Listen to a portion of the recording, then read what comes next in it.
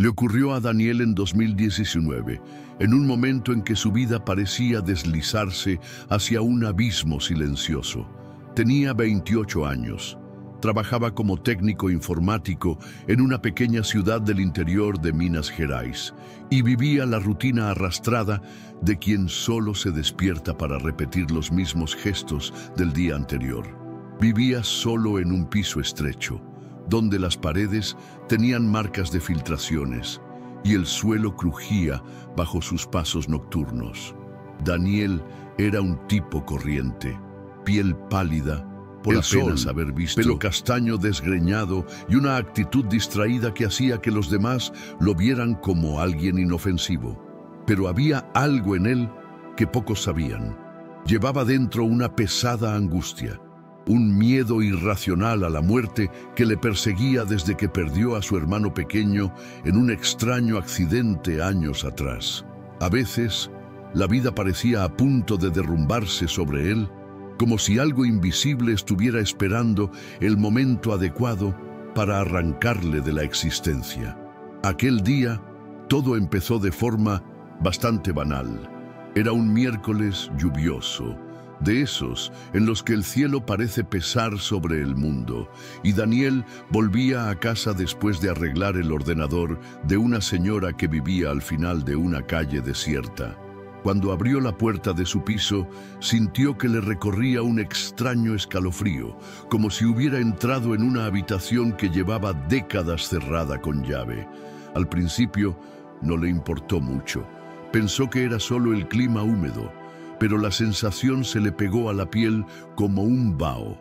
Fue entonces cuando se dio cuenta de que el reloj de pared, un viejo modelo heredado de su abuelo, estaba parado. Eran exactamente las 17:00, y por muchas veces que cambiara las pilas, golpeara la madera o intentara volver a poner en marcha el mecanismo, la aguja no se movía.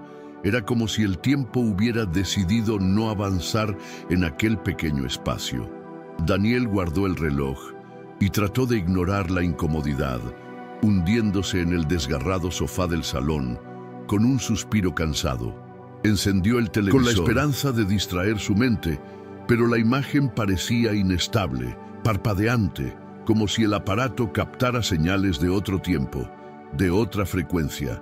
Cada vez que parpadeaba, Daniel tenía la impresión de ver formas extrañas reflejadas en la pantalla, figuras altas cubiertas con capas oscuras, de pie en el borde de la habitación como estatuas a la espera de una orden. Cerró los ojos, se frotó la cara y decidió que estaba demasiado cansado. Eso era lo que se decía a sí mismo cada vez que algo inexplicable se cruzaba en su camino. Estaba cansado, estresado, imaginaba cosas, pero en el fondo algo le gritaba que no era solo eso. Hacia las 8 de la tarde, mientras preparaba unos fideos a medias, oyó 3 golpes secos en la puerta. Eran firmes, rítmicos, como si alguien supiera exactamente cuánta fuerza hacía falta para romper el silencio de la casa sin sonar desesperado. Daniel se quedó helado. No esperaba a nadie, y en aquel pueblo nadie hacía visitas sorpresa, sobre todo en medio de una tormenta.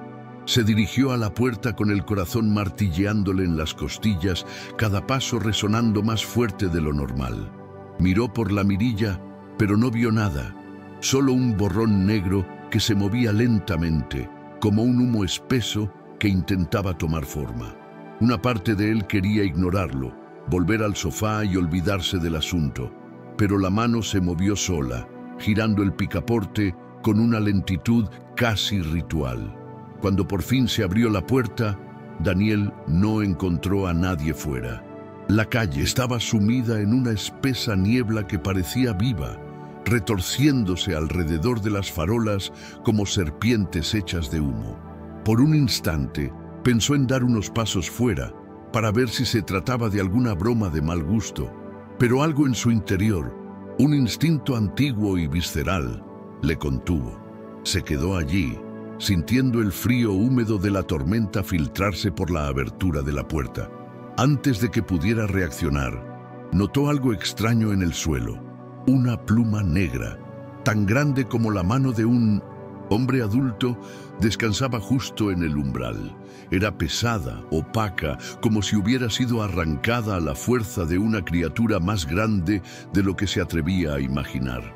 Lo más inquietante era la sensación que emanaba de ella, una mezcla de profunda tristeza y silenciosa amenaza, como si aquella simple pluma llevara dentro un trozo de otro mundo. Daniel cerró la puerta de un portazo, con el corazón latiéndole con fuerza en el pecho. Recogió la pluma con un paño de cocina, sin atreverse a tocarla directamente, y la dejó caer sobre la encimera de la cocina como quien trata con algo tóxico. Volvió al salón intentando actuar con normalidad, pero la casa ya no parecía suya.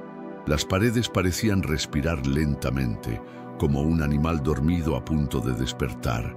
La televisión, que seguía encendida, zumbaba ahora con estática, soltando ráfagas de sonido entrecortado que parecían voces susurrando en lenguas antiguas e incomprensibles. Y de fondo, casi imperceptiblemente, Daniel tuvo la impresión de oír un nombre que se repetía como el susurro de una marea en la playa: Azrael. Cada repetición le revolvía el estómago, como si aquel sonido conllevara una amenaza personal, hecha solo para él.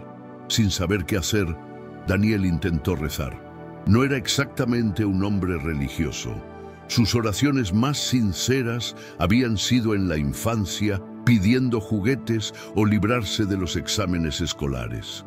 Pero ahora, las palabras le salían entrecortadas, confusas, como si su lengua no pudiera obedecer. Intento de invocar protección parecía resonar en la casa y volver distorsionado, burlándose de él. Cuando por fin consiguió balbucear un Padre Nuestro, las luces parpadeaban con cada frase, como si la propia casa rechazara su súplica. Fue entonces cuando vio, por el rabillo del ojo, una sombra que cruzaba el pasillo en dirección al dormitorio.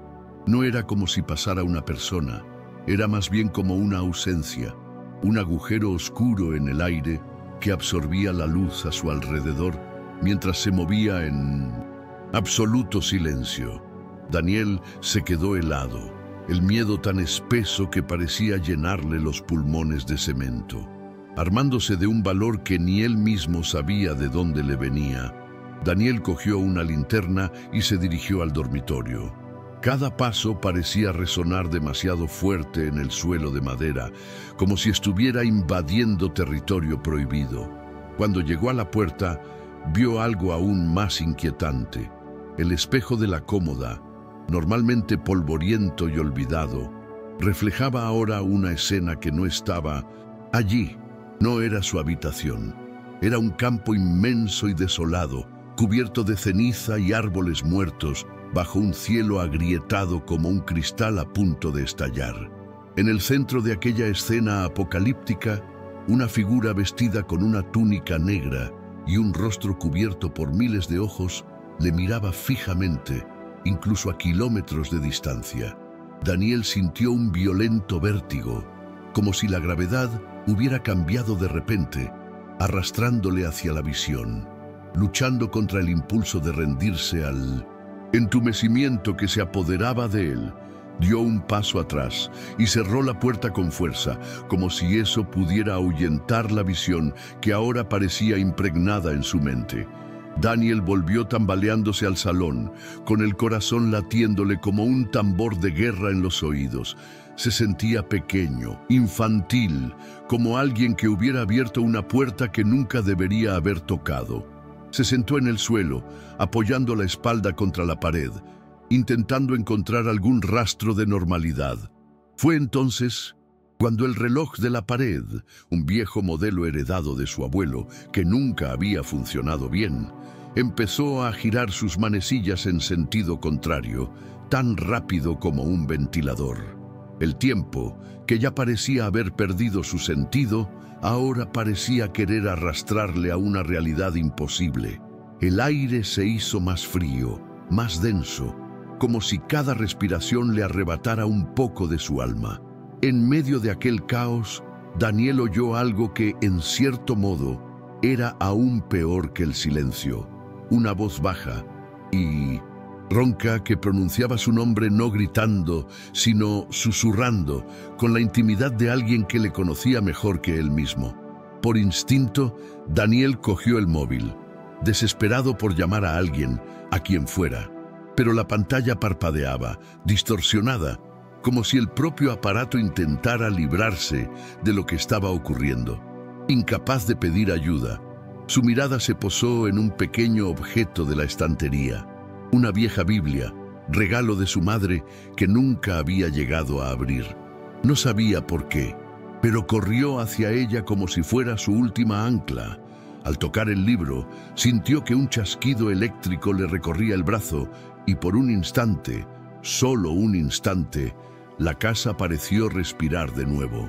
Presa de un coraje irracional, Daniel abrió la Biblia al azar y leyó en voz alta, tropezando con las palabras: «Aunque camine por el valle de sombra de muerte, no temeré mal alguno, porque tú estás conmigo». Mientras leía, la casa parecía temblar, como si las paredes lucharan contra algo invisible que se debilitaba poco a poco. El ambiente empezó a cambiar. Primero fue el reloj, que ralentizó sus manecillas y se detuvo definitivamente a las 3:03 de la madrugada, la hora que, sin saber por qué, Daniel consideraba importante. Después, la temperatura de la habitación empezó a normalizarse y la insoportable presión que sentía en el pecho se alivió, como si alguien hubiera abierto una ventana invisible y hubiera dejado entrar la luz. La sombra de la cocina, que aún parecía retorcerse contra alguna barrera invisible, dio un último empujón desesperado, pero fue absorbida de nuevo por las entrañas de la casa, desapareciendo como el humo en un día de viento. Daniel se quedó en el suelo sudando frío, agarrando la Biblia con tanta fuerza que le hormigueaban los dedos. Lloraba, no de tristeza, ni exactamente de alivio, sino de algo más profundo. Un reconocimiento mudo de que se había enfrentado a una realidad que le superaba con creces, y de alguna manera seguía allí, entero. Durante los días siguientes, Daniel cambió pequeños hábitos casi sin darse cuenta. Cambió la música pesada que solía escuchar por algo más tranquilo. Dejó de lado ciertas lecturas que antes le habían parecido inofensivas y empezó a tener, aunque con torpeza, momentos de oración antes de acostarse. La extraña presencia nunca regresó, o tal vez aprendió a mantener ciertas puertas cerradas. Nunca habló con sus amigos ni con su familia de lo ocurrido aquella noche. ¿Cómo podría explicarlo? Sin parecer un loco, pero por dentro lo sabía. Algunos conocimientos tienen un precio y a veces el mayor acto de sabiduría es respetar los límites de lo invisible. Daniel no entendía todo lo que había vivido, pero una certeza permanecía arraigada en su mente. No todo el mal se presenta como algo feo o grotesco. A veces viene disfrazado de curiosidad, valentía o incluso de un anhelo de respuestas que solo deben revelarse cuando sea el momento adecuado.